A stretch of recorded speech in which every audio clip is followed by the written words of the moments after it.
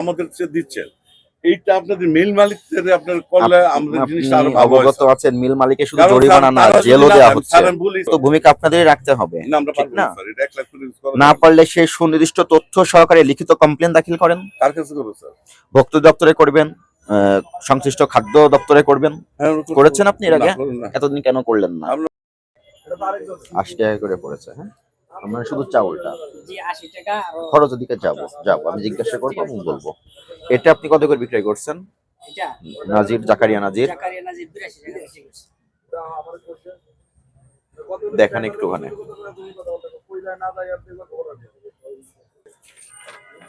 আমাদের এখানে এখন বর্তমানে যে 6 তারিখে স্ট্রবেরি আপনার 2516 বস্তা, এটা ছোট বড় সব মিলে আমার এখানে এই যে বেলে ফুটে গেছে। ধরেন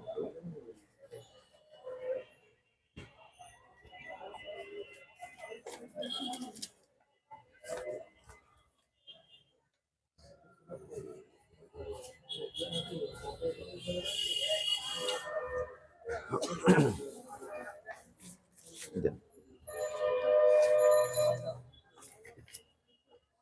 300 মেট্রিক টনের অনুমতি দেওয়া আছে আপনার। 30 দিন রেখে বিক্রি করতে হবে, আর প্রত্যেক 15 দিন পর পর আপনাকে রিপোর্ট দাখিল করতে হবে।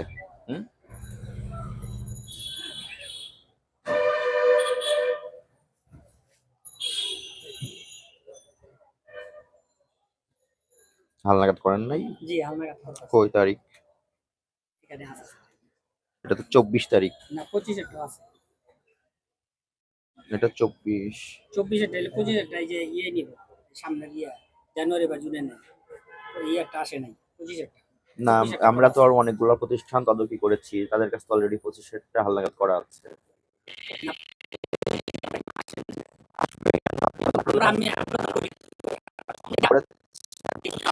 সমিতির কোনো এক্সকিউজ দেখাবেন না, কারণ চাউলের আপনারা অযৌক্তিক সমিতির দায়বদ্ধতা কি থাকে? সমিতি উচিত ছিল চাউল এখন ভরা রাখার। সমিতি কি আপনাদের কখনো এই বিষয়ে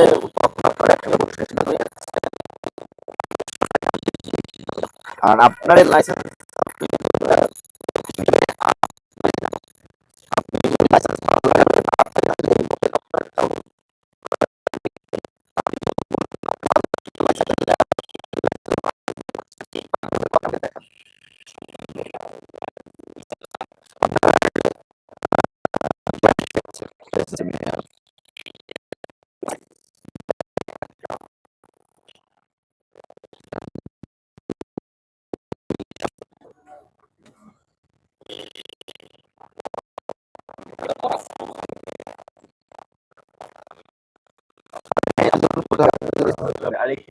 চাউল আছে এখন? আমার এখানে চাইল আছে 90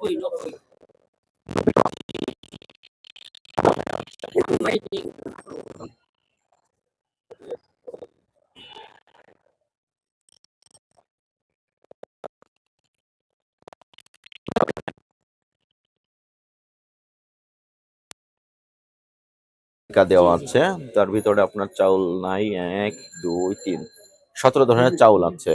আপনি তো যেটা আমাদের পত্রিকায় রিপোর্ট এসেছে, প্রত্যেকটা বাজারটা কি হবে?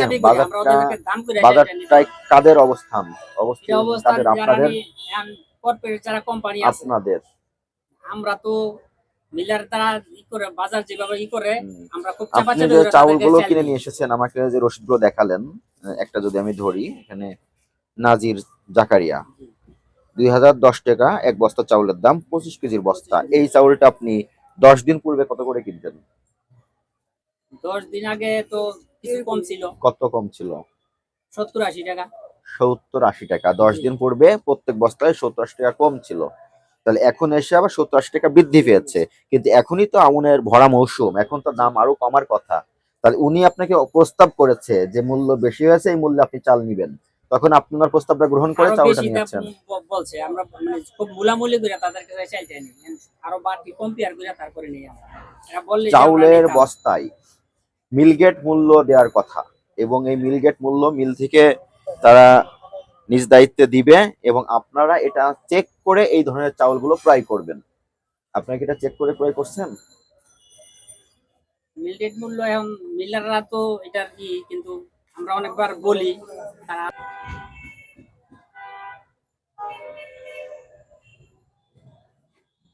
একটু ভিতরে দেখবো আমি, চলেন শহীদুল স্যারের ভিতরে নিয়ে যান। আপনিও আসেন ম্যানেজার সাহেব। পায়ে সমস্যা, কোমরে সমস্যা স্যার। তাহলে দেখাতে পারবে কে? ওই যে ওরাই দাঁড়িয়ে।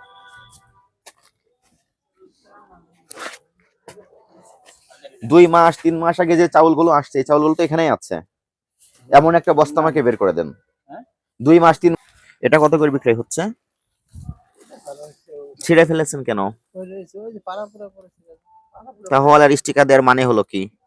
কোনো তথ্য দেওয়া নাই এখানে। আপনার বস্তাতে মিলগেট মূল্য ওখান থেকে মুদ্রণ করে দিতে হবে। মিলগেট মূল্যে আপনারা কিনে নিয়ে আসবেন, সেখান থেকে আপনারা বিক্রি করবেন, এটা যৌক্তিক মুনাফাই। কিন্তু দুইজন তো একে অপরের সহযোগিতায় এই মিলগেট মূল্যটা না দিয়ে বাজারকে অস্বাভাবিক মূল্য বৃদ্ধি করে দিচ্ছেন বাজারে। সরেন, একটু সাইড দেন। ভিতরে গোডাউন কত বড়, আপনি একটু সাইড দেন।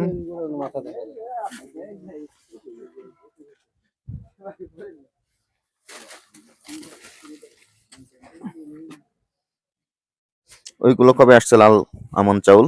এই যে চালান দেখলাম না, এই কিছুদিন হয়েছে। উনি তো আমাকে শুধু কয়েক বস্তা চালান দেখাইছে। 123 বস্তা, এখানে কত বস্তা আছে? না না, ওটা অন্য চাল। নিচে শুধু ওটা অন্য অল্প কটা আছে, আর বের কি হয়েছে ফ্রেশ আছে। কোনো মিলগেট মূল্য দেওয়া নেই।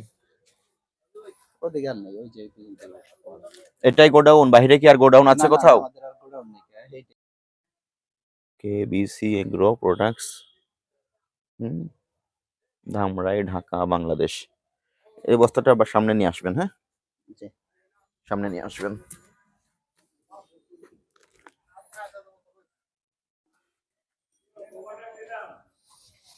ঠিক আছে, বস্তা নামা যাবে?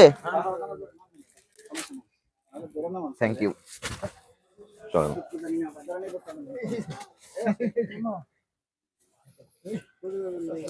চাউলের ভিতরে হাঁটা মানে চোরা বালির ভিতরে পা দেওয়ার মতো লাগছে।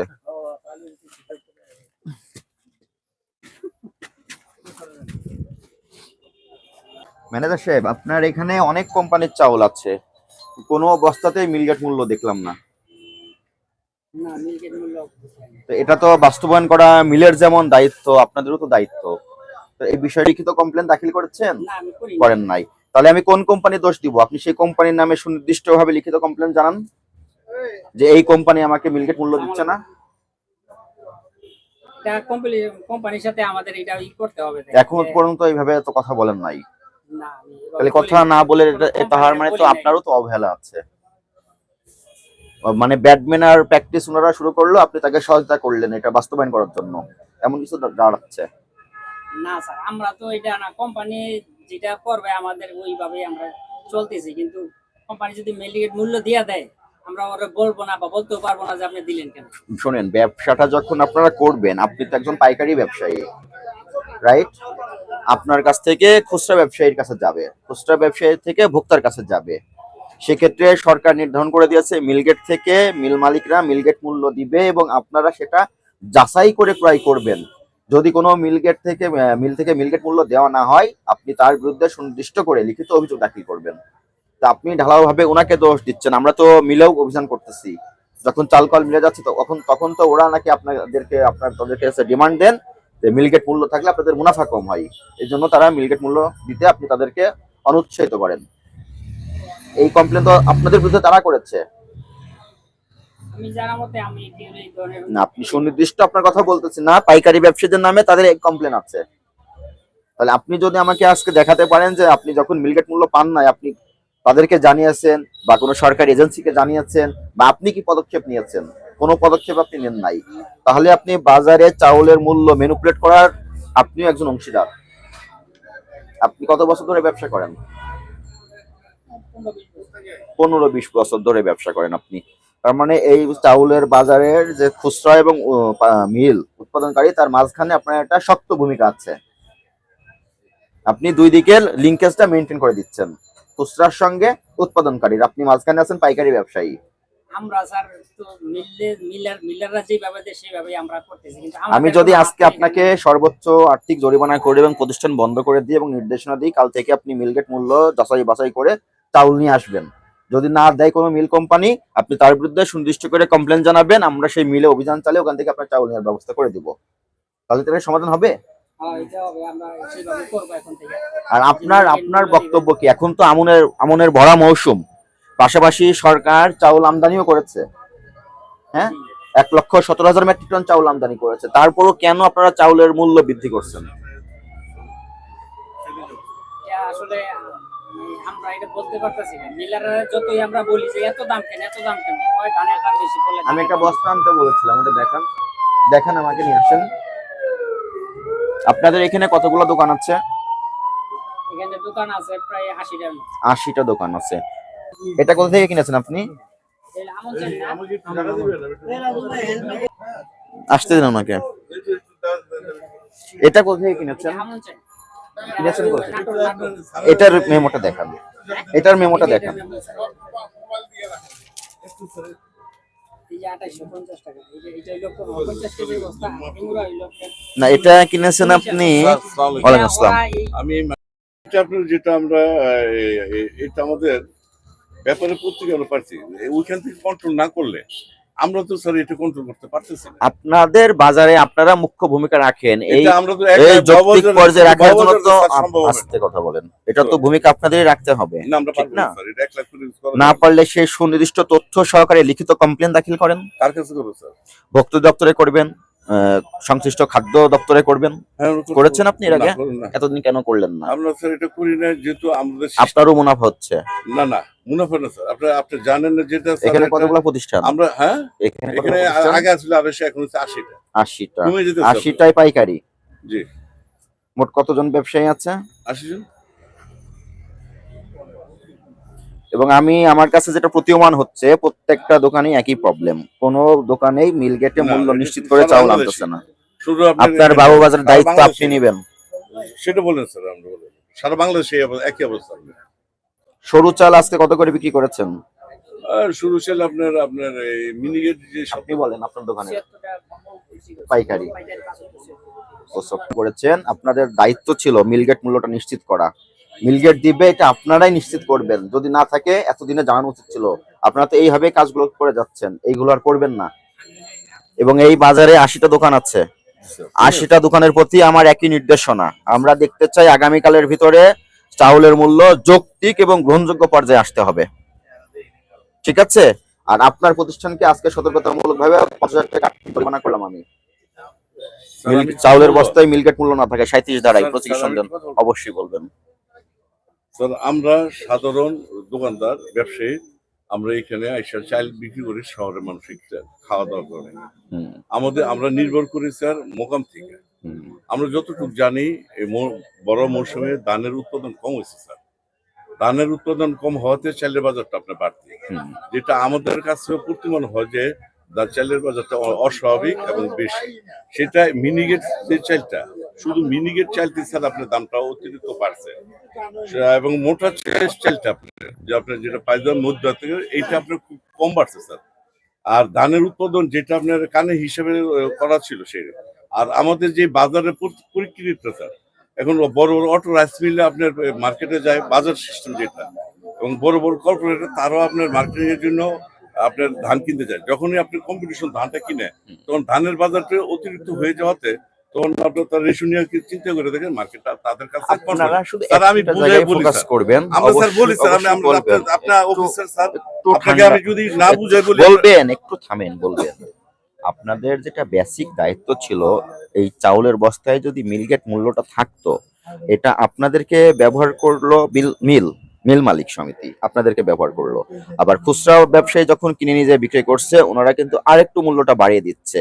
তো আপনারা তো এই যে ব্যাকওয়ার্ড লিঙ্কেজ এবং ফরওয়ার্ড লিঙ্কেজ, মাঝখানের জায়গাটা, পজিশনটা আপনারা হোল্ড করে আছেন যারা পাইকারি ব্যবসায়ী। অন্তত এই বাবুবাজারে যারা আছেন, আজকে 80টা দোকান এখানে আছে, আমি আর অন্য কোনো দোকান দেখবো না। আপনার মাধ্যমে বাকি 79টা দোকানের নির্দেশনা দিয়ে গেলাম, একটার বিরুদ্ধে আইনানুগ ব্যবস্থা নিয়ে গেলাম, ভবিষ্যতে যেন আপনারা এটা নিশ্চিত করেন, যদি কোথাও সময় নিশ্চিত করতে আপনার কোনো কিছুর অ্যানামলিস বা প্রতিকূল বাধার সৃষ্টি হয়, সুনির্দিষ্টভাবে লিখিত আকারে সেটা আমাদের দপ্তরে আপনি অভিযোগ দাখিল করবেন, আপনাদেরকে নিয়ে আমরা বসবো। স্যার ধন্যবাদ। আমি আর একটু বলেছি স্যার, বলেন। আমার একটা আমি অনেক পুরানো স্যার এখানে, দেন আমি হয়তো এই কথা বলতে পারি আপনার সামনে, আমি আপনার সাথে বললাম, কিন্তু স্যার আপনারা যদি যে নির্দেশনা আমাদের কাছে দিচ্ছেন এইটা আপনাদের মিল মালিকদের আপনার করলে আমাদের জিনিসটা আরো আপনি ভালো হয় অবগত স্যার। আছেন, মিল মালিকের শুধু কারণ স্যার, জরিমানা না, তারা যদি জেলও না দেওয়া দেন, হচ্ছে। স্যার আমি বলি স্যার, আমি হয়তো নিয়ে আসলাম না বা আমি হয়তো আনলাম না, আমি হয়তো কাজ করলাম না, কিন্তু সারা বাংলাদেশ তো সারা আমার কথা মিল মালিক বা চলবে না, নাম কি বলবে তো আপনার? না। আপনার নাম কি? চলবে না তো স্যার। আপনার নাম কি? আমার নাম মোহাম্মদ নিজামুদ্দিন। জেলা করে বন্ধ রাখারও আইন আছে, কিন্তু আমি চাই আপনাদের ভিতরে একটা ইতিবাচক পরিবর্তন আসুক, সেই জায়গা থেকে আপনাদের কাজ করতে হবে। না, এটা